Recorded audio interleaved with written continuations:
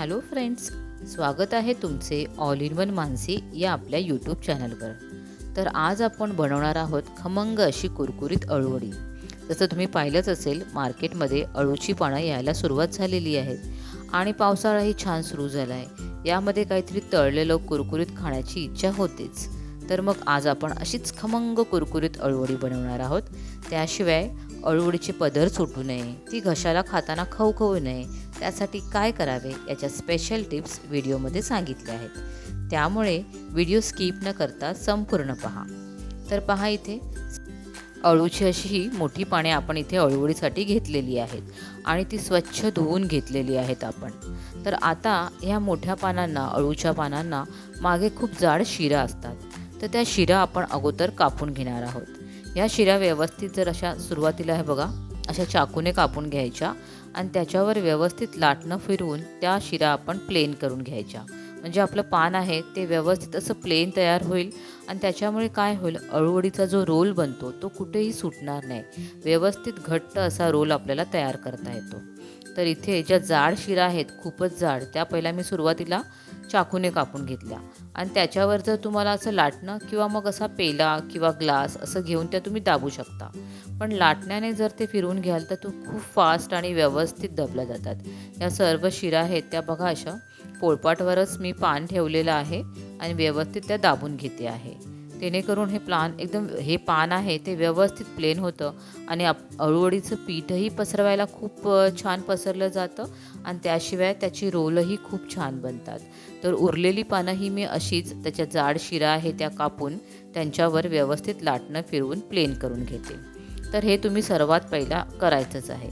इथे आपली सर्व पानं छान शिरा आपल्या प्लेन करून झालेले आहेत। तर आता आपण साठी लागणारं पीठ तयार करूया। तर यामध्ये बेसन घेतलं आहे, 2 वाटी जवळजवळ बेसन घेतलं आहे, त्यात पाव वाटी तांदळाचं पीठ घेतलेलं आहे, ज्याने अळूवडीला छान कुरकुरीतपणा येतो। तीळ आहेत ते तुमच्या आवडीनुसार तुम्ही थोडे जास्तच घ्यायचे आहेत, त्याने अळूवडीला आणखीन छान लुकही येतो। थोडासा पाव चमचा एवढा ओवा छान हाताला कुस्करून घेतला आहे। थोडा गूळही घेतलेला आहे, 1 चमचा एवढा गूळ घेतला आहे। इथे मी 2 चमचे एवढा मालवणी मसाला घेतलेला आहे, तुम्ही लाल तिखट मसालाही घेऊ शकता। पाव चमचा हळद, अर्धा चमचा धने जिरे पावडर आणि चवीनुसार इथे मीठ घेतलेलं आहे। आता इथे आपण हे जवळजवळ 3 ते 4 चमचे आगूळ घेतलेला आहे। तर तुम्ही आगूळऐवजी इथे लिंबाचा रस किंवा चिंच गुळाचं पाणीही घेऊ शकता, पण मी इथे मालवणी पद्धतीने बनवते आणि मालवणी पद्धतीने बनवताना त्यात आगूचा स्पेशली वापर केला जातो। आगूळने हे पान आहे ना, ते अजिबात घशाला खवखवत नाही। आता थोडं थोडं पाणी आपण मिक्स करत हे पीठ अगदी भजीसारखंच घट्ट असं मळून घ्यायचं आहे। जास्त पातळ हे मिश्रण आपल्याला नाही करायचं आहे। पहा, जसं की मी हाताने जर गोळा हे करते तर तो हाताने बोटाने ढकलल्यावरच पडतोय। अशा प्रकारे आपल्याला हे पीठ छान भिजवून घ्यायचं आहे। तर आता पीठही तयार आहे। तर आता अळूवडीचे रोल कशा प्रकारे लावायचे जेणेकरून त्यांना छान लेयर्स येतील आणि ते सुटणारही नाहीत, कुठेच सुटणार नाहीत, तर त्यासाठी मी तुम्हाला सांगते।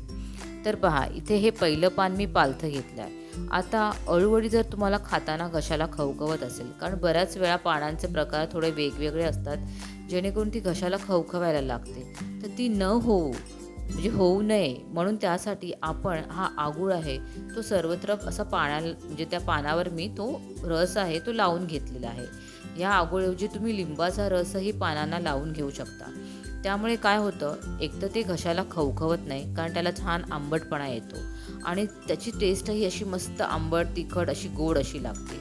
म्हणून ही स्टेप तुम्ही नक्की करून बघा, तुमची अळूवडी घशाला कुठेही खवखवणार नाही। आता दुसरं पान घेतलं आहे, तर दुसरं पान आहे ते विरुद्ध दिशेने ठेवून, म्हणजे त्याचं टोक बघा, एका पानाचं टोक वरच्या बाजूने आहे तर दुसऱ्या पानाचं टोक खालच्या बाजूने, आणि ते असं सरळ ठेवलेलं आहे। पुन्हा आपण तो आगूळ किंवा लिंबाचा रस त्या पानाला व्यवस्थित लावून घ्यायचा आहे। अशा प्रकारे प्रत्येक पानाला आपण लिंबाचा रस किंवा ते आगूळ आवर्जून लावायचं, न चुकता लावायचं आहे, जेणेकरून तुमची अळूवडी कधीही खवखवणार नाही। आणि त्या पानालाही, प्रत्येक पानाला हे पीठ आहे व्यवस्थित पसरून घ्यायचं आहे। पीठ पहा, जेव्हा मी पसरवते ते कुठेही असं लांब असं, जर ते पीठ पातळ झालं असतं तर ते असं पानांच्या बाहेर जायला लागलं असतं। म्हणून छान भजीसारखं घट्ट पीठ जर तुम्ही घेतलं तर ते व्यवस्थित पानाला आपल्याला पसरवता येतं। तर इथे हे 3 पानांना मी व्यवस्थित पीठ लावून घेतले आहे. तुम्ही जास्तीत जास्त एक रोल करण्यासाठी 3 ते 4 पानांचा वापर करू शकता. तर इथे आपण 3 पानांचा वापर करणार आहोत. तर रोल करताना सर्वात अगोदर ज्या बाजूची पानं आहेत ती अशी आपण आतल्या बाजूने छान दुमडून घ्यायची आहेत. व्यवस्थित एकासमोर एक अशी ती चिटकली पाहिजे, एवढी आपली पानं ती आतल्याच बाजूने आपण घ्यायची आहेत. आता वरचं टोक आणि खालचं टोक तेही आपल्याला आतल्या बाजूने असं दुमडून घ्यायचं आहे. हे व्यवस्थित असं दुमडल्यामुळे आपल्याला छान लेयर्सही येतात आणि आपली अळूवडीची कुठेही पानं सुटणार नाही. आता याला थोडंसं आणखीन बेसन लावून घट्ट असा रोल आपल्याला हळूवारपणे दाबत दाबत घट्ट असा रोल करून घ्यायचा आहे. पहा इथे हा रोल अगदी घट्ट झाला आहे. कुठेही तुम्हाला दिसत असेल की वरूनही पान निघालं नाही आहे, खालूनही निघालं नाही आहे. आणि थोडंसं पीठही अजूनही लावून घेऊया, जेणेकरून आणखीन वाफताना तो आणखीन ती वडी आहे ती आपली घट्ट राहील. तो रोल आहे तो आपला घट्ट प्रकार राहील. तर इथे आम्ही 2 रोल आपण करून घेतलेले आहेत. तर आता हे वाफवण्यासाठी पातेल्यामध्ये पाणी गरम करत ठेवलंच आहे. पाण्याला छान उकळी आली आहे.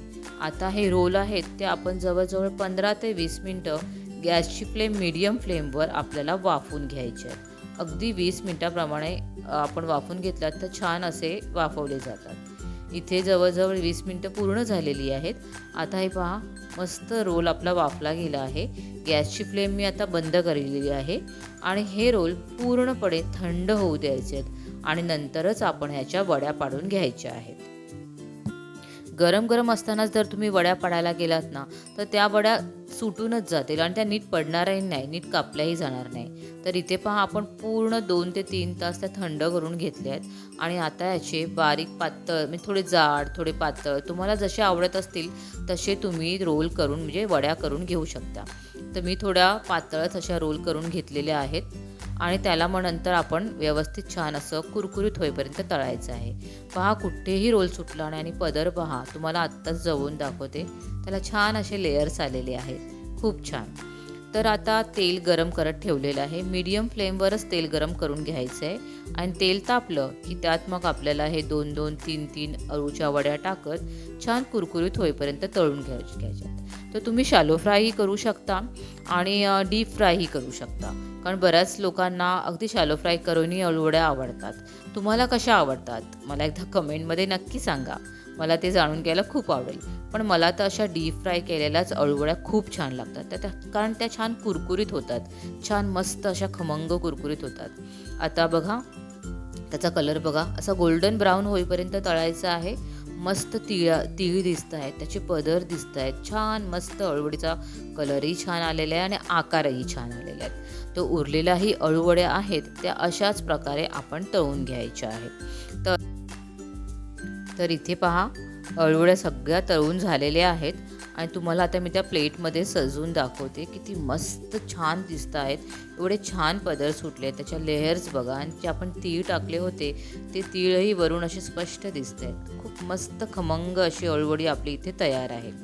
आणि तुम्ही दुसरंही करू शकता, तुम्हाला जेवढ्या तळायच्या आहेत तेवढ्या अळूवड्या कटिंग करून त्या तळून घेऊ शकता आणि उरलेला रोल तुम्ही फ्रीजमध्ये अगदी 2 ते 3 दिवस ठेवून जेव्हा हवा तेव्हा तेवढ्या तुम्ही त्या वड्या तळून खाऊ शकता गरमागरम.